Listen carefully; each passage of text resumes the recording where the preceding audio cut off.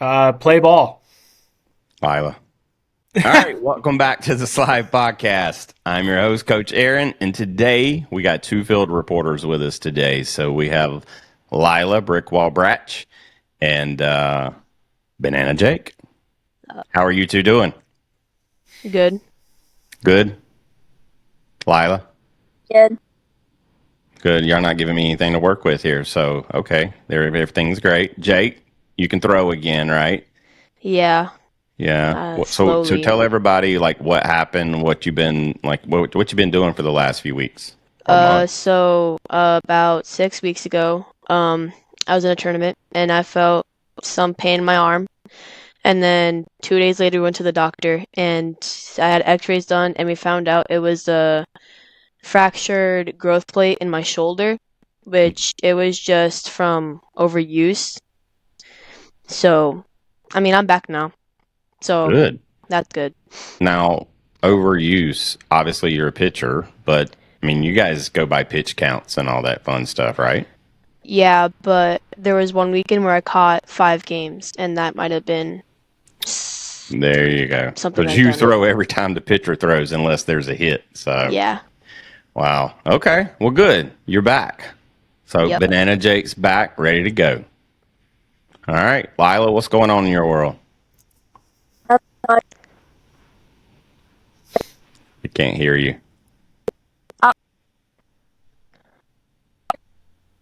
Hold on. Let me stop this recording right quick. Let me pause it.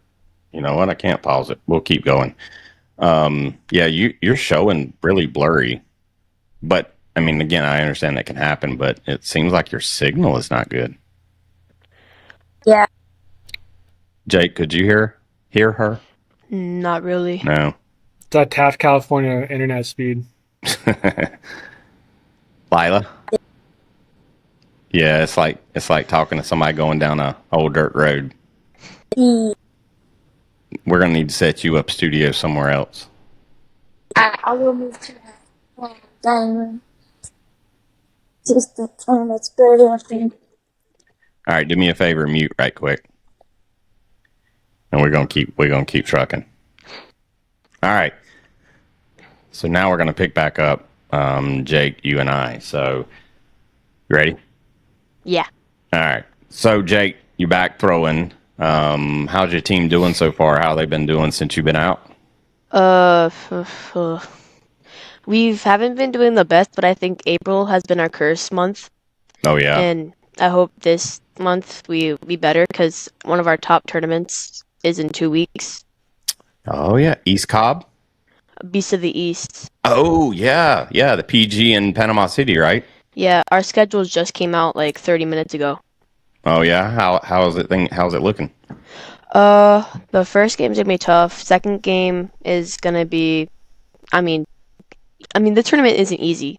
There's a lot of Yeah. good teams, and the second game might be a little easier, and then the third game, the team used to be really really good, but just gone downhill. So, the fourth game too is against the team that we lost last year in the championship game in the same tournament. So, we'll hopefully get comeback. All right. You wanna go NFL style here and call out one of those teams and tell them they're going down? No, I'm not gonna let you do that. I'm not gonna let you do it. All right, Lila. Let's see if you can come off mute there and join us. Alright, we good now? Yeah, we are good. Yeah. We're good. All right. What's going on in your world? Nothing much really. I went to the Bananas game the other day on Saturday. Oh yeah. That was pretty fun. Ozzy got a ball. He was so happy. Yeah. All right. So you interviewed a lot of players, but tell me which one was your favorite. No offense to the others. Like, you guys are okay, but Lila, tell me which one you enjoyed the most. I think just probably Jocelyn because I can relate to her. Yeah. And you know, we haven't released that clip yet. It'll come this week, but you challenged her. You kind of challenged her there. If I'm not mistaken, you challenged her to a fight, right? Yeah.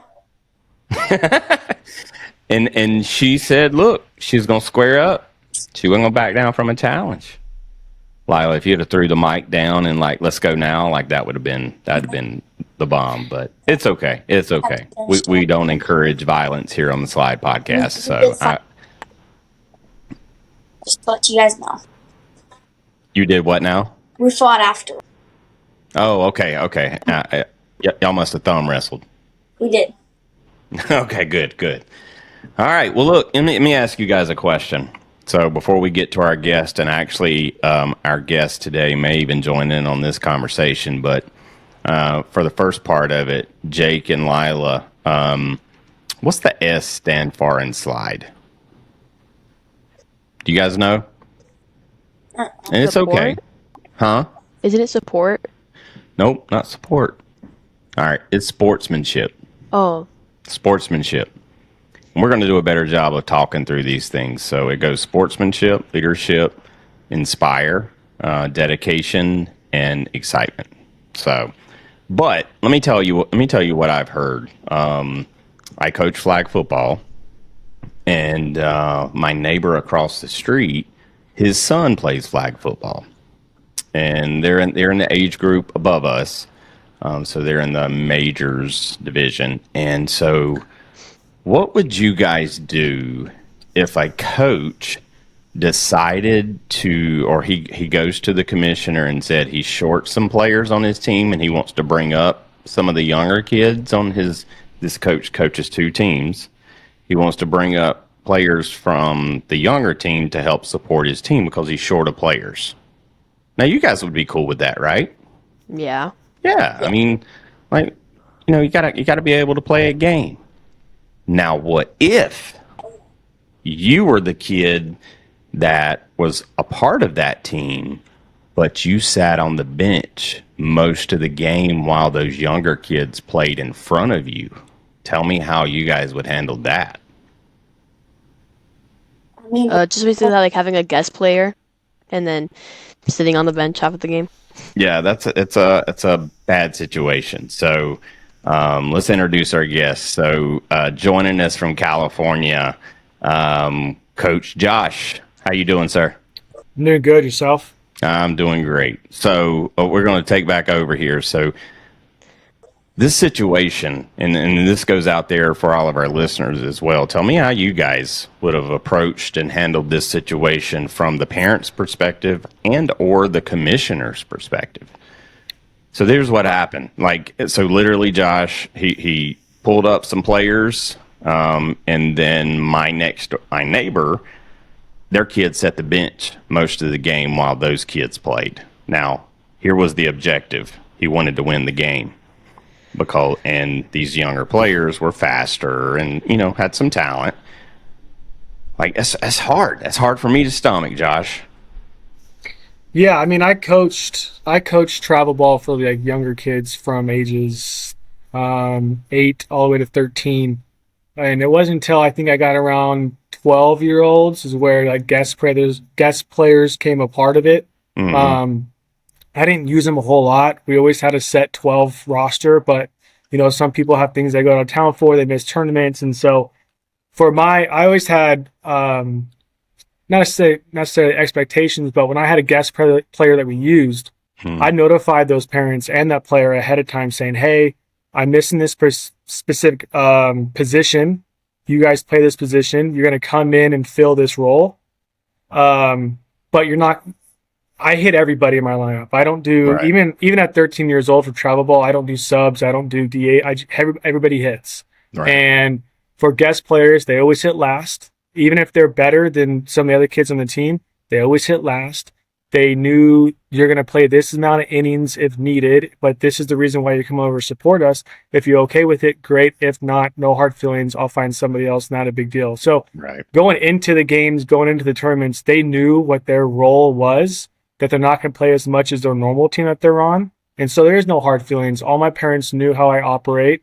Nobody's feelings got hurt because there was already guidelines put in place before it happened. So I think what you're describing is what the culture of everywhere is right now when it comes to young sports. The developmental wise has gone away, and it's more I guess trophy chasing is the word they use nowadays. But Ring chasers and trophy chasers and all of it. yeah, not a huge fan of it, to be honest with No. you. Well, let me tell you. So, he had approached the commissioner before the game. Hey, I'm short some players. Let me bring these kids up. And then all this stuff transpired. Here's the part that just honestly, and excuse my language, just pisses me off is because that when this issue was brought to, said commissioner, he offered him a refund. And that right there, just lit a fire. I mean, we're talking rec league ball here, like rec league flag football. And he said because this was the first offense for a coach, we couldn't punish the coach. And I am like, look, I don't know what our listeners are thinking, but like to me, that's a pretty clear and obvious conversation that you got to have. And I get that some people don't like having those conversations, but and my neighbors took the refund.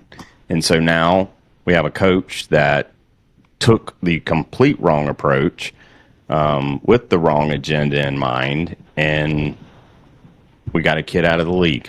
And I'm just, oh my God, anytime that kind of stuff happens, it fuels me up. So anyway, look, enough of that. Sportsmanship. Gotta have sportsmanship, Lila and Jake. That's important. Like that's the skill set. I'll call that a skill set. That's the skill set that a lot of people's missing these days, even adults. So, all right, Coach Josh, Bakersfield, California. Done a lot of coaching. Man, tell us about yourself a little bit. I think you played some ball. I did, yeah. So after high school, I had some places I was going to go play for. Financial wise, didn't work out. So I stayed pretty local, actually to where Lila lives. So I went to Taft College for 2 years there.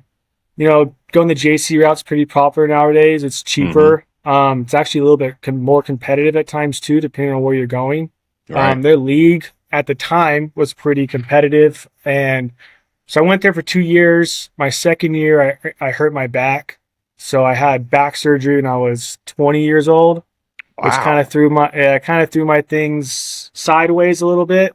I was able to rehab enough, and then I went out to Cal State Monterey Bay, which is a pretty powerhouse national D2 school. Mm-hmm. And I was never the same after the surgery. So I tried to hanging out there, just try to live up with the boys as much as I could, even though I wasn't playing.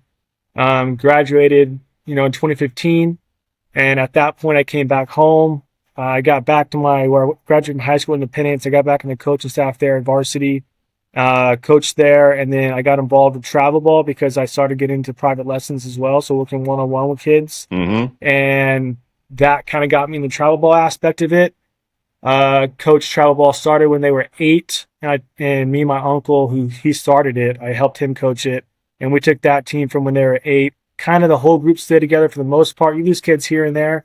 Took them till they were 12 and went to Cooperstown, and then after that, the team kind of broke up, and I kind of went on my own and went around to these other programs, and took another team to Cooperstown again, and then I had a kid. So that kind of stopped the whole travel ball experience, had to be home more. And I actually just finished my last high school game last week, even though our team is going to the playoffs, but because my second kid is going to be here next week. So the coaching aspect as far as on the field goes, I'm kind of retired already at 31 just because of family stuff. But the whole one-on-one, like working with Lila and a lot of my other clients, that's my love of the game right there, man. I mean, you get an opportunity to specialize in one person, have a connection with them, get to see where they're at, see where, me and Lila have videos and conversations all the time after games, break things down, even when I'm not there. So I'm always going to continue the one-on-one aspect of it. But as far as the coaching goes, I think that's pretty much gone for now until maybe my kids get older. I might get back into it, but we'll see. Yeah. Well, look, the first thing that caught my attention is back surgery at 20. Like, was that like game related or like? Growing up, I was competitive in a lot of things. I did competitive horseback riding. I did a lot of quads and stuff like that. So, and then I was a catcher. So, I was a catcher, and it was one of the it was one of our practices. We were doing blocking drills, and I went down a block. I just couldn't get up, and it was hard to move. I couldn't walk, couldn't get in a car. And I was 20 years old, man. They offered the whole surgery thing, but they said, you're too young. We don't want to do the surgery. We want to kind of go through the epidural process, go to Been there. rehab. Yeah, they wanted me to go to the epidural cycle and then try to rehab it to see if I can fix it. And at that time, I was playing for, I think it's called like the CCCA.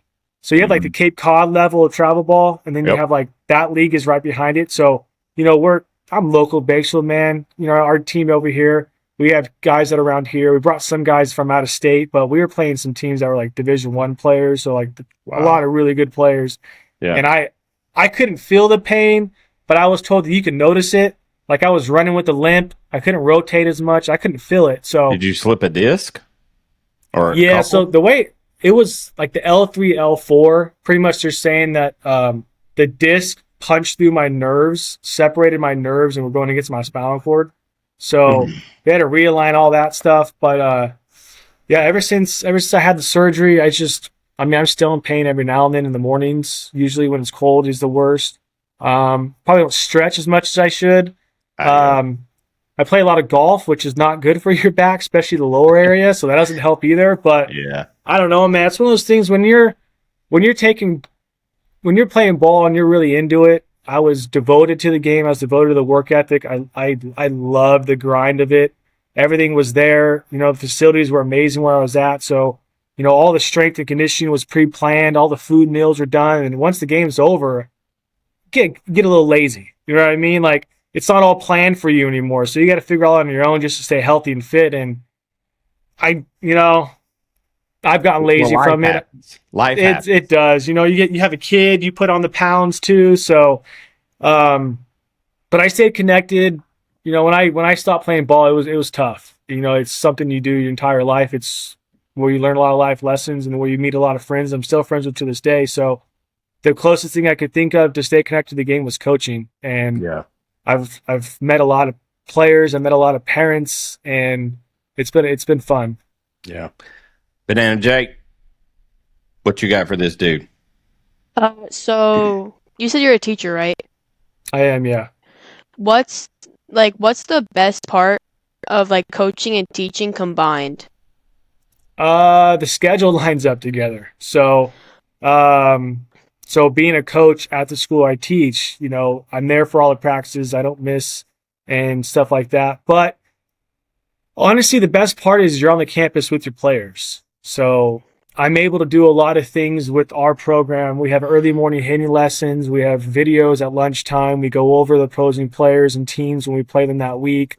We have a lot of film sessions here and there when we go over things. So just being on site with the players that you're coaching and having that, you know, I can have constant check-ins with the grades, which is very important. Our program is maintaining high grades, especially for our seniors that have the ability to go play the next level.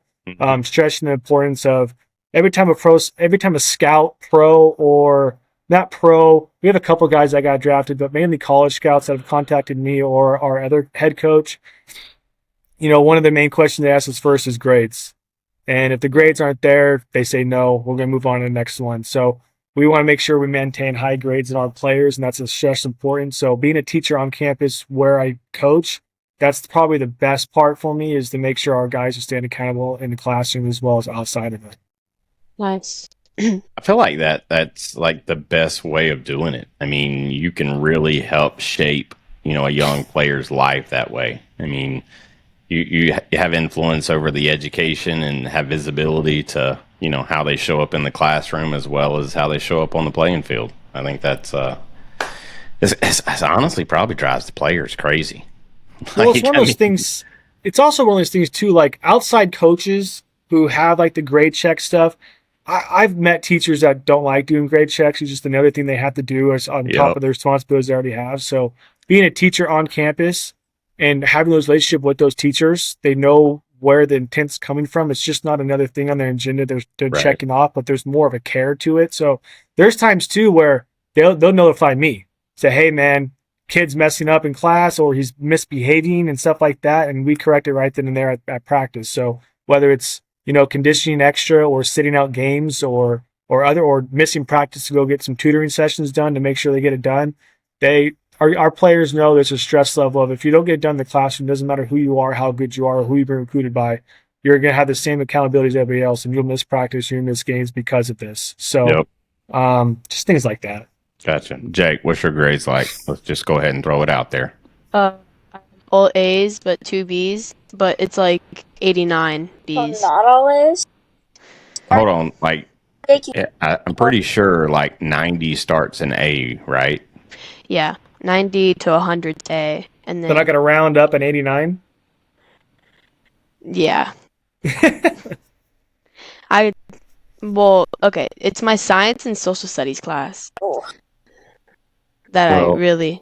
You gotta put in an extra 1% there, Jake. Well, He started to defend himself. I saw it. according to my Lila. teachers, What? Adjust that camera up so I can see your head there. There you are. All right, Lila, it's your turn now. What's your grades like? Well, I got all A's right now. All right, y'all maybe just too smart, I guess. Cause look, I didn't do that well. Like, well, actually, no, I take that back. I mean, listen. First of all, when I was in school, a 90 was a B. All right, and so I don't know how you guys got that. Lila, you making me sick here. Like there we go. I don't know how you convinced all school boards to change this whole grade scale, but like it was like I want to say a 94 started in A, and then a B started at 86. I think it was. Does that sound right, Josh? Were you on that same scale? No, we were normal grade scale. I mean, they haven't made changes here in California as far as the grade scale goes. They made changes as far as like our math department last year took the D away. So anything less than a 70 is failing because it translates to college in that sense as far as what their curriculum is. They brought it back though this year, but they're talking about maybe taking it away again. So as far as the grade scale goes, when I was in school, it hasn't changed at all, I don't believe. Oh, really? Yeah, it's a big deal. So it's definitely changed. Anyway, great job, guys. You guys get to stay field reporters because that's a good idea. I'm going to have to start checking grades. So because I can't be giving you extra work and extra assignments if you're not getting the basics done. But look, you guys got it down. So I appreciate that. So Lila, I'm going to let you go. You know this dude. What should we know about him? Okay, so and Can't hear you, Lila. Can't hear you. no, Can't hear you. I don't know what it is then. You No, can't can hear get you far now. away with that microphone. You can't be far away from it. So Josh has been coaching me for a very long time. And I've gotten to know so now, but people out there now, what's your coaching philosophy? Hold on. We heard about 2 words out of that probably. You got a Bluetooth headset? Mm. All right, well, we're going to have to make a call to Maggie, and we're going to have to invest in a Your setup mom for has you. Bluetooth headsets. Are you kidding me? Yeah, go see. I hate that for her, but it's all right. We'll get her back. So now we're going to cut back in. All right, so Josh, you spend some time in the travel ball world. Obviously, that's what's most relatable to us at right now. What'd you take away from that? Oh man. The goods, the bads, the uglies. I think the goods of travel ball is still it's a way for kids to still stay connected with each other outside of school. Right. In that sense, you still give them an opportunity to go to a place where if you can find good coaching, it's a good fit because they get the extra help in that sense. It's expensive in certain areas. It's hard finding the best coaches because a lot of travel ball, there's so many. Like I know our town has a bunch of travel ball teams and a majority of them are coaches or parents. Every I don't pissed know. off dad's got a team these days. So The travel ball world now is not what it used to be when I played it. So right. I remember when I was playing, it was still expensive, the team I played for, but my mom sat me down one day when I signed up for it, and it was her simple philosophy was, I don't care if you guys win, I don't care if you lose.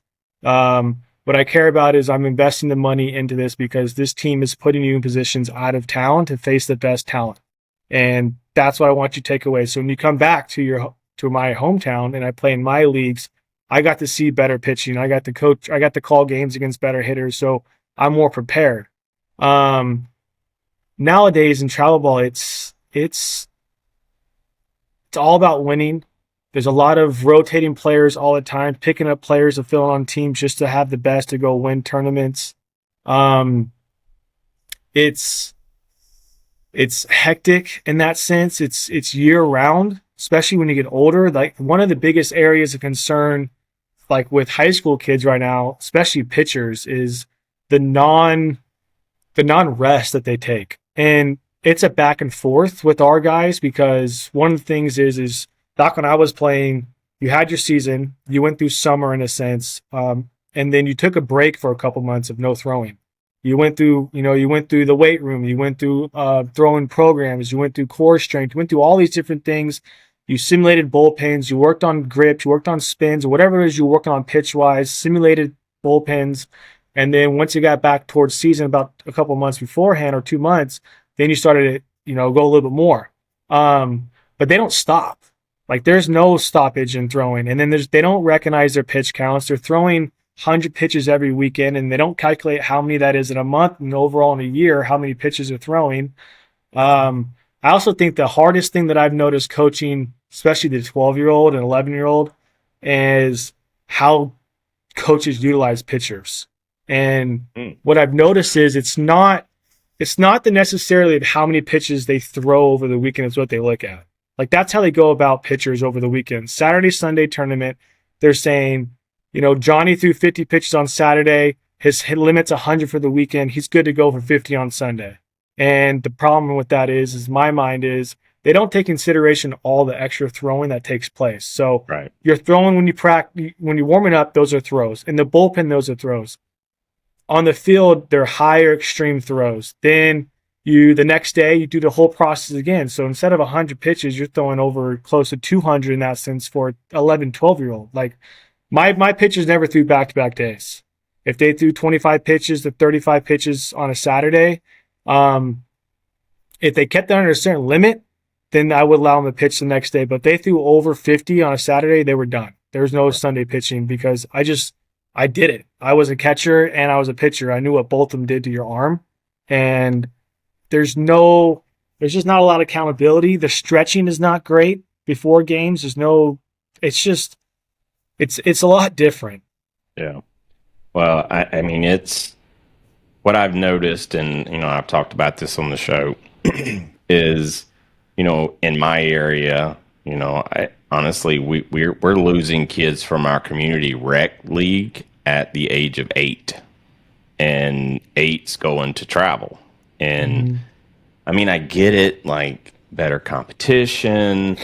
I know of a couple even coaches that wanted to coach an all-star game. He didn't get the chance to do that. He started his own travel ball team. Just different situations. And in those situations, like you're saying, like we're not educated on how to help the players take care of their body. And to me, like we get asked a lot from the show perspective is, when should we go to travel? And Josh, you can tell me what your opinion is. My opinion is when you find the right coach. Or actually, let me ask you this. Do you feel like travel ball is a necessity today? If you talk to people, it is because you have to. Yeah. I mean, our rec leagues in town, Northwest and Southwest, is our 2 rec leagues that we have, and it's not competitive at all. Like it's not being rude to those players and those families, but like it's filled with players that don't make travel ball teams or not told they're not good enough and they're not going to play at all. So they gotta have somewhere they got to go play. So that's kind of where they're at. And we have travel ball teams here that start at 7 years old. I'm looking at myself thinking, you're putting your kids in a position where they're getting yelled at all the time. I can't tell you how many times I've heard coaches yell at a 7-year-old to throw strikes on the mound, and I'm just sitting there thinking, what do you like? Do you think he's trying to throw balls? Like I don't understand. Like there's no thought process when it goes. I didn't do travel ball until high school. So I mean, obviously it was different when I played. Like our all stars was the travel ball. So our rec league was travel ball pretty much. It was all travel ball kids playing. They wouldn't have travel ball. So if you made the all star team, then you travel to the coast and you play against their all. Like it's obviously it's different. I think for me, like hopefully my kids want to play baseball, but I feel like unless times change, I don't mind if my kids play rec ball until they're 10 or 11, even if the competition is terrible. I want them to enjoy it. Like it's not to be pushed upon them. There's so many kids I see when they get to 13, 14, they're just burnt. They're burnout. I mean, some of them enjoy it. Don't get me wrong. Some love playing every single weekend. Like I'm sure Lila plays all the time. I'm assuming Jake plays a bunch as well. And it's a game they love to play with their friends and go do it. But like at some point too, a 12 and 11-year-old is tired of getting yelled at all the time for things that's out of their control. Yeah. So. Yep. Jake, what do you see out there on the field, or what do you like see from the crowd, the coaches? Because you're in a pretty good organization. So, but what do you see around you? Like when I'm on the field. Yeah. I just don't really notice anything. I just like focus on like the batter, or like when I'm hitting. I just like when the pitcher raises his leg, I get into my set and I'm just like locked in normally. Yeah. Okay. And I don't really notice how many people are in the crowd. Gotcha. Lila, are you back with us now? I think we're good now. I think you are. Yeah. Okay. There we go. All right. Well, look, Lila, do you still play rec ball? No. No. Okay. I'm playing this season, but this is probably gonna be my last season. Yeah. I think there's something to be said about rec ball because that's really where the love starts. Like, I mean, that's where kids kind of, learn to play with others and learn the spirit of the game a little bit. But Josh, like what you're saying, like the game itself is hard. Like, and as you move up, it only gets harder. And if you don't love the game, as it gets harder and harder, you're just going to bow out.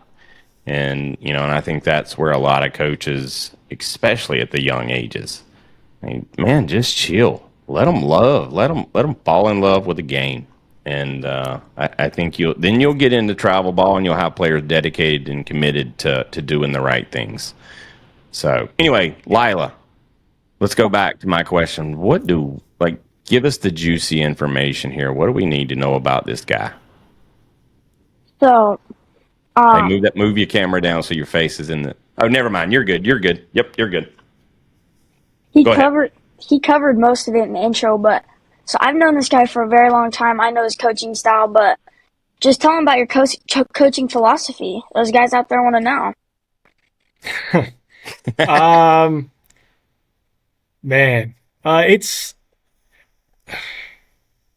try to voice things in ways where they understand the game in a way that's not yelling or putting pressure on them, but putting in an environment to get better. So, I mean, my lessons 101 is it's intense. Don't get me wrong, I push them hard, but there's fun involved. There's plans put in place of what we're trying to do going forward. And my biggest thing with them is understanding that, look, your parents are paying for you guys to go to this once a week, and it's not cheap by any means.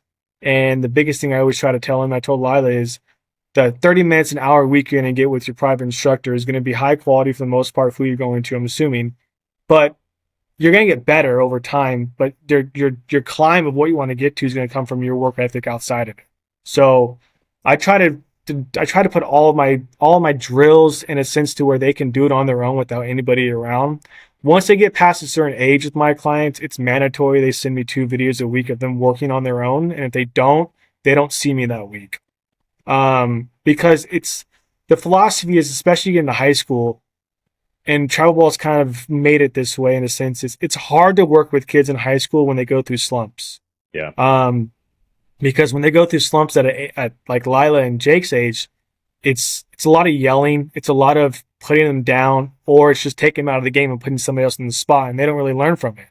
They just learn like if I mess up, I'm out in a sense. Right. But they were never taught like, hey, let's go to work outside of this. Let's try to get better. Stuff do like this. Like with high school kids right now, especially on my team, when they're going through slumps, they don't go after practice to hit on their own. They don't reach out at times and stuff like that. So my philosophy is always it's hard to coach this generation from when I played in my philosophy. I actually loved when I slumped.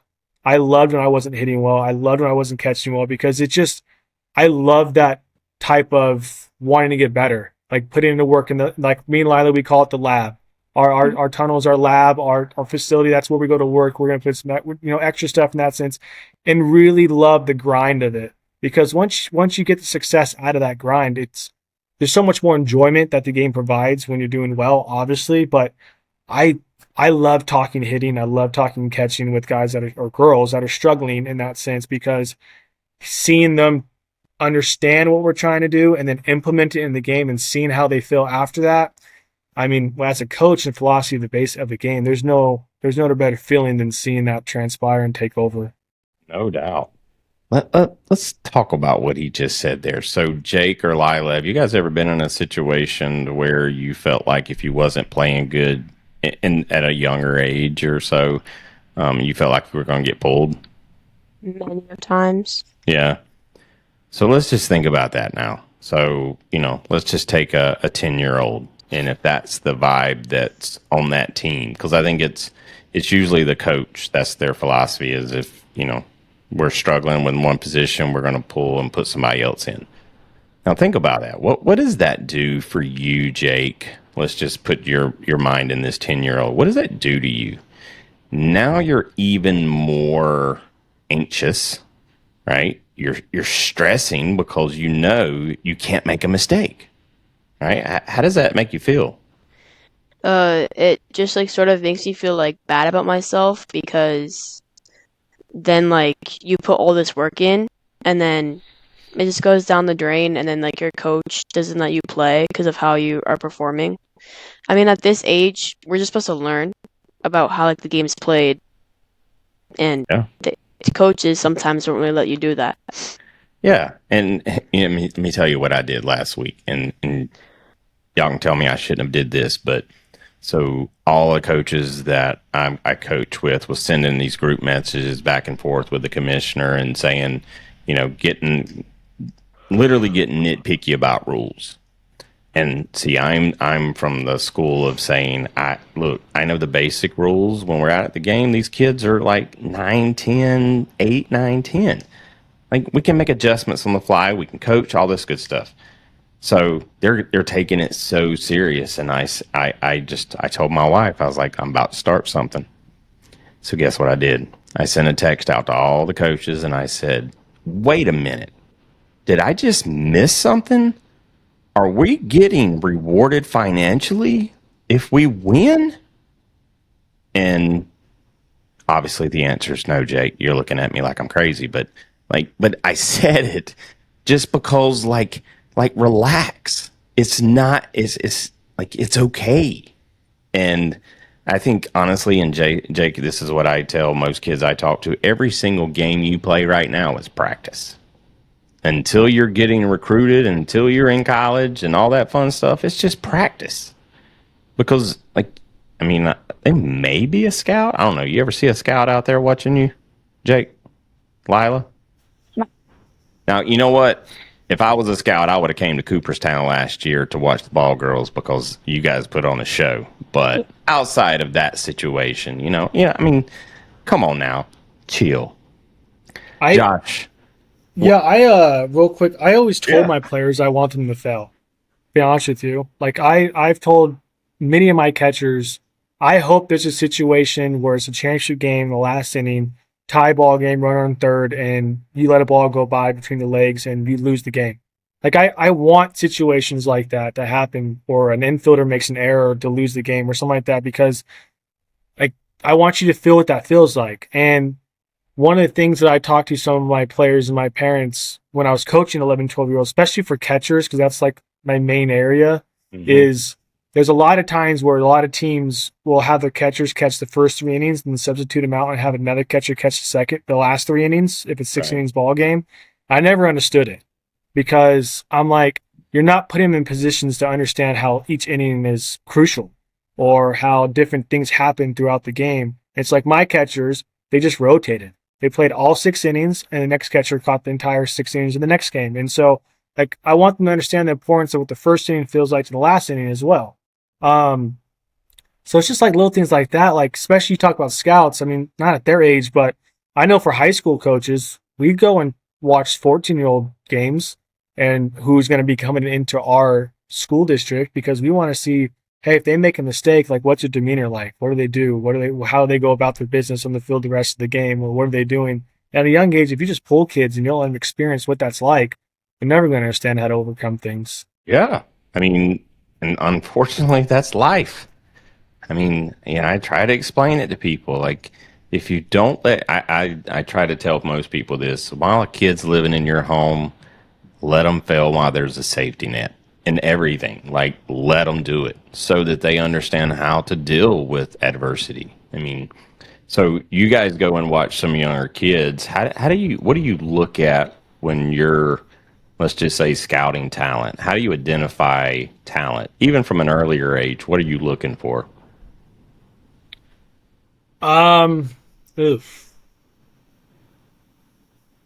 Honestly, we don't care about the results of what you're doing base wise in the field. Mm-hmm. I care about how do you take the field, how do you communicate with your players, how do you pick up guys or girls in the field when they make a mistake, how do you keep, like, what's your dugout presence, your on deck circle approach of, are you just staying there, are you getting timed down with the pitcher, you have bats, like what do they look like? I don't even care if you put the ball in play, but like your approach, your swings, things like that. We don't look at stats, we don't look at anything like that. But character is huge. I mean, you want someone that's coachable, that's going to listen. I think that's one of the hardest things for coaches nowadays is the coachability of players, because there's so many different private lessons coaches that are involved in each athlete. Yep. And it's not like these guys are going to a high school program, they're only listening to those 3 to 4 coaches who they have. Like, we had guys that leave our program that week and go to a different pitching coach when we have a pitching coach, or they go to a different hitting instructor when we have a hitting instructor. And so it's just understanding, like, hey, can you take philosophies from different people and then put it in one to be on the field and coachable by others? So I think from what, most coaches look for is, can someone listen, learn, and adapt in the field by being coachable and just a team player in that sense? Yeah. Lila, how coachable are you? I try to be This is a loaded pretty question because adaptable. I've got your coach right here. So I'm setting you up here. How coachable are you? I think I'm pretty adaptable. It kind of Yeah. depends. All right. All right. Josh, she's pretty adaptable. Yeah. I mean, we fight every now and then, we bump heads, but it's it's a very lovable relationship. So Lila's been very fun to work with. She is my only girl I work with. And I never worked with a girl that plays baseball. So I know when we started at a young age, she said she wanted to catch, and nobody likes to catch at a young age. It's just not a position people want to do. Yeah. No, that's right. Usually teams just put their best player behind the plate because they can catch the ball. Yeah. And with Lila, playing baseball, she wasn't the strongest person on the field. She didn't, impress you with arm strength or, bat power and stuff like that. But, one of the things I told her in the beginning, as far as the catcher goes, if you can block the ball, you're going to play. It doesn't matter if you're a girl or a boy, but if you can just keep the ball in front of you, because, I mean, you guys have seen it, 10 years old especially, even 11, if you don't block the ball, all you're going to do is get walked. They don't got to steal. They're going to go to second base. They don't got to steal there. They're going to go to third base. And then next a pass ball and a guy scores or a girl scores, and the hitter never even put the ball in play. So one of the things I stress with Lila is I don't care if you throw runners out right now. I really don't. It's not important to me to throw runners out at 12 years old and under. I care if you can block the ball and frame it. Arm strength will come in time as you get bigger and older. And she just impressed everybody. Like, her work ethic is better than most kids that I know that I've ever worked with. I mean, you can't get her out of the cage. You just can't get her inside. And so actually, the funny part, I actually probably owe her money because she's gotten me a lot more clients just watching her play than me actually putting my name out there. So they go against her and they're like, who the heck is this girl? And then they all say it's Lila. And they're like, oh, Lila works with Josh, huh? And the next, I get like 3 or 4 phone calls the very next day of wanting to get in and get work in. So I said, you know what? We had a great relationship, but 60-40, man. 60 is her, 40 is me. So it's been a pleasure working with her. And I look forward to going forward. Well, good stuff. Lila, you got any questions for Josh? So I know we've talked about like confidence issues, like when we get in the game, just having confidence. What do you think kids should like be remembering to have that confidence when they get into the box or like step into the game? Yeah, good question. I think it's just have the confidence that you're better than the pitcher that you're going against. Like, just step in the box with confidence that they're not better than you. Have a mentality and approach of yes. It doesn't matter who they are, but go up to the plate, look them do damage. And if you do it, you do it. And if you don't, who cares? Like, it's not a big deal. So, yeah, I mean, baseball uses the old analogy all the time of being a Hall of Fame, you got to hit 300, which is 3 hits out of 10, and that's failing in actual math. So the math doesn't make sense in our game, but as far as confidence goes, it's just take the field that you're better than everybody else in the field and let things take care of itself. There's too many expectations put on kids. There's too many expectations they put on themselves to where they don't need the extra expectations from coaches or even parents. Like, I see parents all the time yell at kids while they're playing, like while they're in the box, trying to coach them up and trying to tell them to do things. I'm just standing there, I'm like, they can't make adjustments mid-pitch of what you're trying to tell them, and you're making them think too much. And my biggest thing with them is all the time is, who cares if you fail? Honestly, it's not a big deal. If you strike out, you strike out. Just don't be afraid to strike out. We have too many kids that are okay with wanting to put the ball and play on the ground and get thrown out when strikeout's the same scenario. So that's my biggest thing with my players is step in, you're better than everybody else, and if it doesn't happen. Who cares? Go on to the next one. So good stuff. Jake, what you Can I got? ask the last question? Yeah. What, right now? Oh, are you? Oh, you He's yawning, man. He's yawning. You want to ask the last question of the show? No, like the normal one. Yeah. Okay. Well, Okay. we'll hold that one. So, Okay. all right. Well, what I've noticed is, a lot of young coaches. We struggle to find coaches. Around here, outside of travel ball, we struggle. And what I'm realizing is we don't do a good job of supporting the coaches either. Like from a league standpoint, like, if a new coach does want to sign up or a new dad, we don't do a good job of supporting that coach. And, I think one of the things that's most important is, does the individual know how to run a practice? Like, what's a practice look like with you, or an effective practice? It's pretty high intensity for the most part. All of my practices with my younger teams was pretty close to high school practices. I did it by myself. I was a one-man team. I had assistant coaches here and there that helped out, but I did a lot of majority of all of it by myself. So, we do it all, man. I take ownership in stretching to begin with, and then proper play and catch, and we don't move on until the proper play and catch takes place. We do everything: first and thirds, bunt defenses, run downs, cuts and relays, even double cuts at 12 years old. Just trying to get them.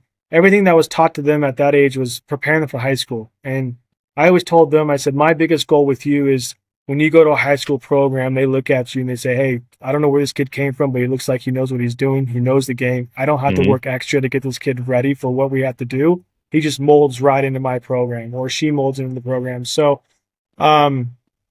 hitting was taken seriously. I mean, I like to have fun. We play some games here and there that I've developed or took from other coaches as well, just to make it more fun, but it's also working on things. So, with baseball, it's tough because there's a lot of dead time that's involved. So just trying to implement things where the kids are constantly moving, constantly learning, asking questions, and, we use a lot of simulated things. Yep. So situational kind of situational stuff, putting pressure on them. And then honestly, I try my hardest to put them in situations to fail on purpose. Yeah. Like I don't want them to succeed in certain scenarios.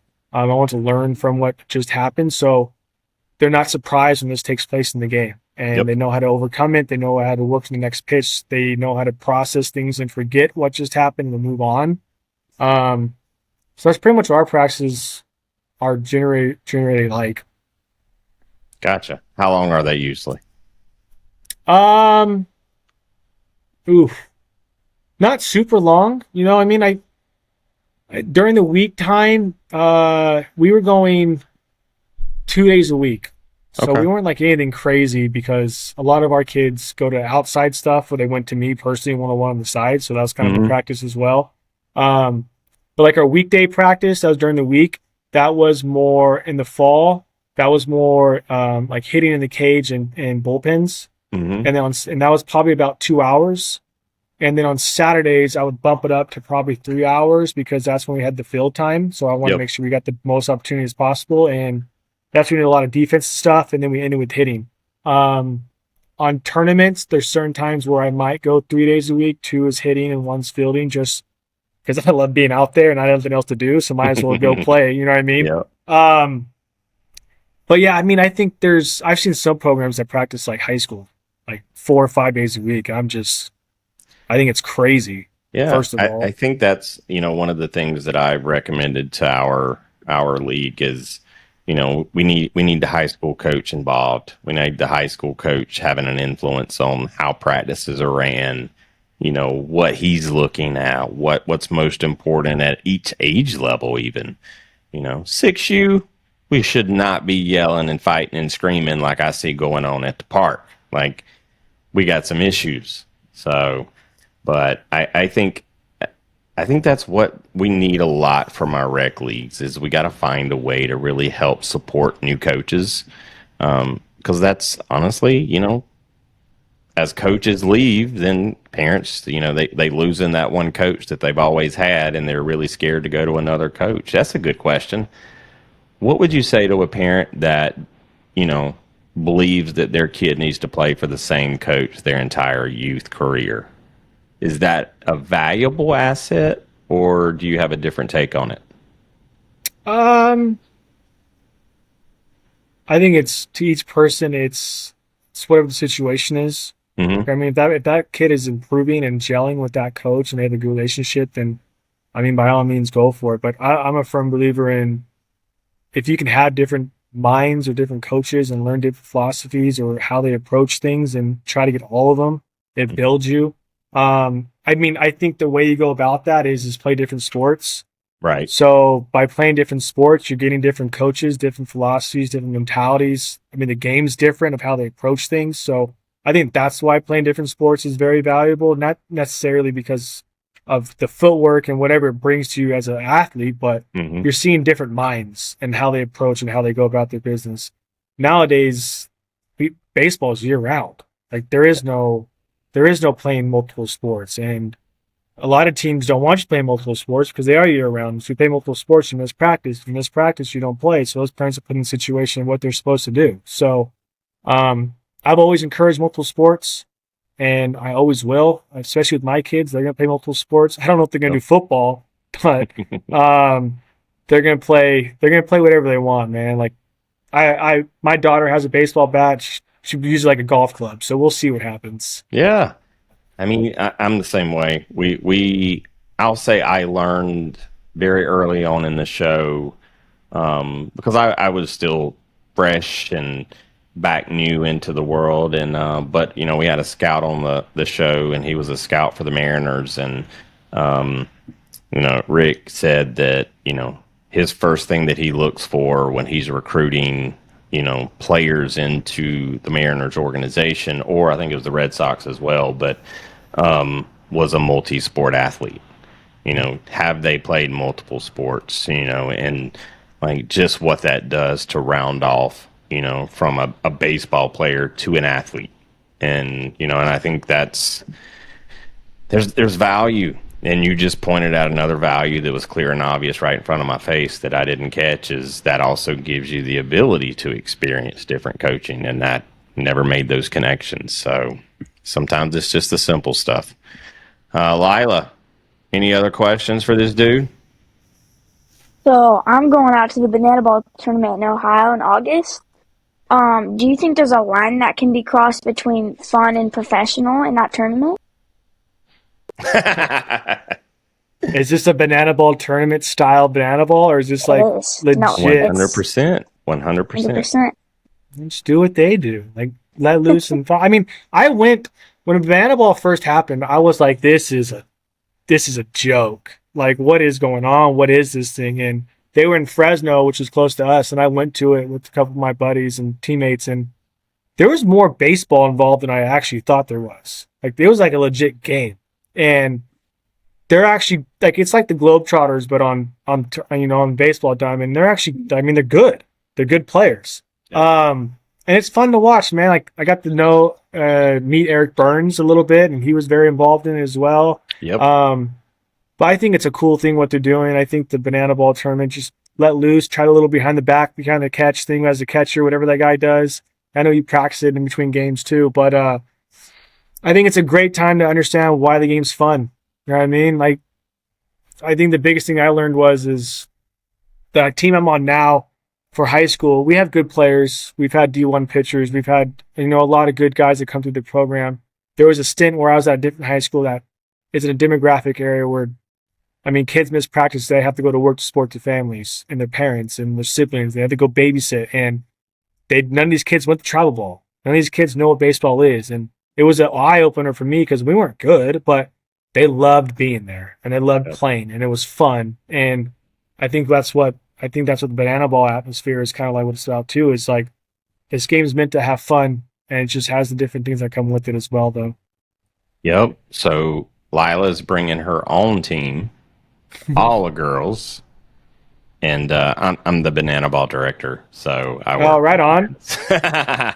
So, but yeah, we're super excited because I just have this feeling that Lila's going to have a lot of secrets up her sleeve, and don't give them away, but I'm pretty sure you're going to have a few, and I can't wait. So, I mean, I don't know any of them, so I couldn't tell you. Yeah, but is it televised?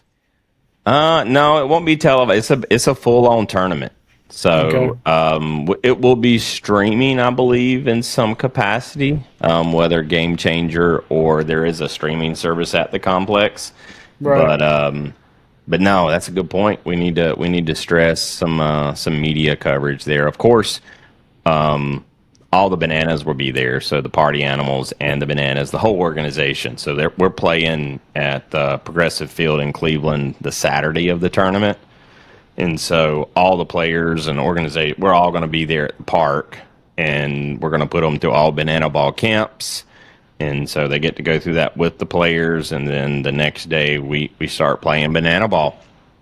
I think it's great. Yeah, we're going to have some fun, Lila. Mm-hmm. Maybe. I know for sure. All right, Jake.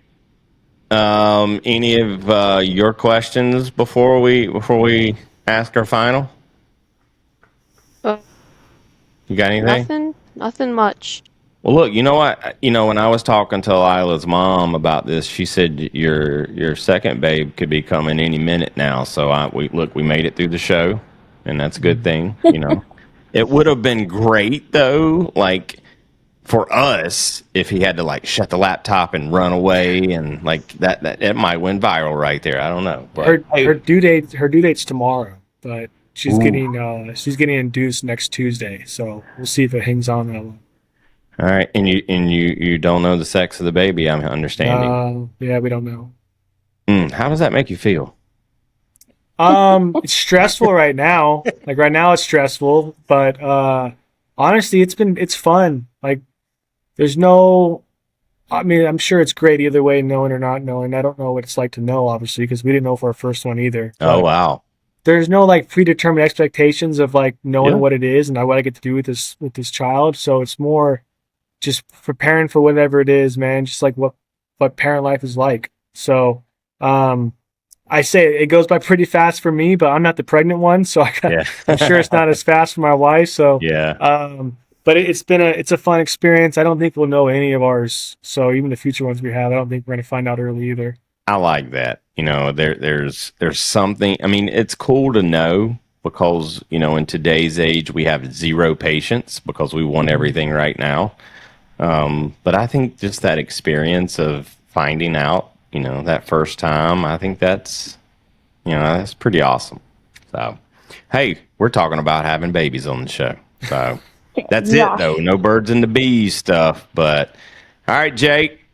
I'm going to turn it over to you, and I'm going to let you deliver the last question. Now, Josh, I'm going to go ahead and preface this. This is usually the hardest question that we get asked. I mean, we've stumped some pretty good people here. So, Jake, take it over, bud. So you're walking up to plate, and you normally have a song. What's going to be your walk-up song? Ooh, I've had a couple.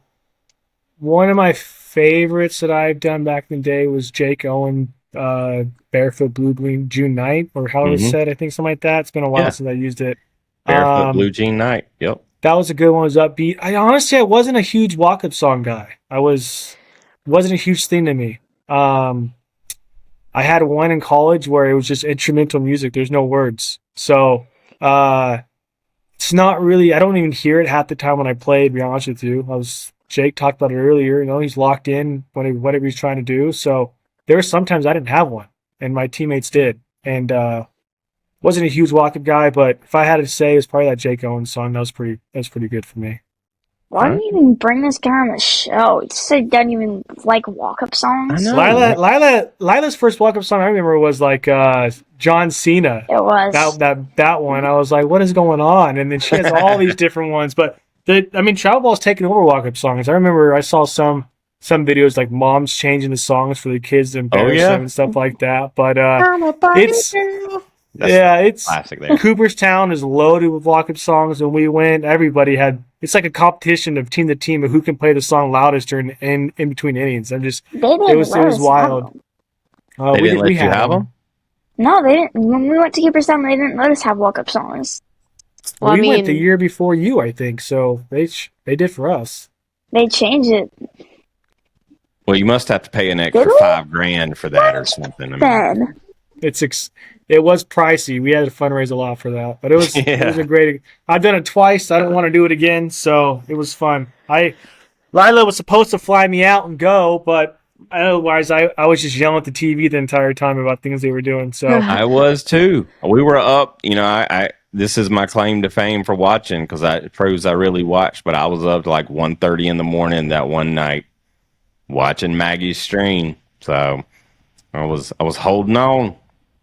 But all right, Jake. You good the rest of the show? You good? Yeah. We're about to close it down. All right. Any final thoughts, Lila?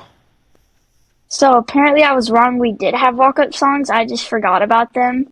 I was misinformed. See, that's fake news. You're putting out fake news, Lila. Now Cooperstown's going to get mad at me now. It's okay. Look, we corrected it. It's okay. All right. Well, Josh, thank you so much for coming on, man. I think, listening to just how you approach the game, yourself as well as, help others approach the game. I think it's refreshing it should be refreshing for coaches. Honestly, if you think about it, the approach you take is less stressful for you too as a coach, right? Am I right by saying that? No, that's pretty accurate. Yeah. I see a lot of grown men and grown women these days stressing so much about games that at the end of the day really don't matter. And if you take the approach that, you're here for the kids and you're going to make sure that the kids are a little bit better at the end of the season than they are at the beginning, hey, you take the wins with the losses, and at the end of the day, you chalk it up. You're helping the kids. So, great messages today, Josh, and we'll definitely make sure. I think we'll have you back on the show every once in a while, maybe just to help, give some advice to some kids. So, Lila, Jake, thank you so much for hopping on with us tonight. I appreciate it very much. Josh, we let you start the show. We're going to let you finish it. So at the end of every podcast, we we end the show with, I will say a few things here to wrap everything up. And at the end of that, I'm going to say, Josh, until next time. And you're going to say, we will catch you on the slide. Got it? Yep. Lila, you think you got it? Play ball was kind of weak. I don't know if he's got it. All right. Well, look, thank you guys for listening. Please, if this is the first episode you're ever listening to, please hit that subscribe button. Check us out on YouTube. This episode as well will be on YouTube. Make sure you go subscribe there. And thank you again for supporting us, supporting our field reporters. We appreciate it very much. And we got some cool stuff coming. Guys, did I tell you who we're going to have on the show next? Actually, I don't. Yeah. So you guys ever heard of a company called Bruce Bolt? Oh. Are we going to have Bear? Yeah. Bear's coming. We're going bear hunting, baby. That's coming. And some really cool stuff from Bruce Bolt's coming as well. So thank you guys again for supporting us. Follow us on all social media accounts. And Josh, how can we follow you on social media? Well, Lila actually introduced the name of it. I came up with this. Oh, yeah? So you remember what it is? JH_ brick walls and long balls. Oh, yeah, that's right. That's good. That'd go good on a t-shirt. But anyway, cool. Follow Coach Josh, and he's got a lot of education there for everyone. But all right, Josh, until next time. We'll catch you on the slide. We thank you for toughing it out and pushing through. Now, let's go teach the world great sportsmanship, leadership, to go inspire someone through your dedication and excitement for the game. Make sure to smash the like and follow button on all social media at The Slide Podcast Show and The Slide Pod on Twitter. Plus, leave us a review and feedback. Until next time, we'll catch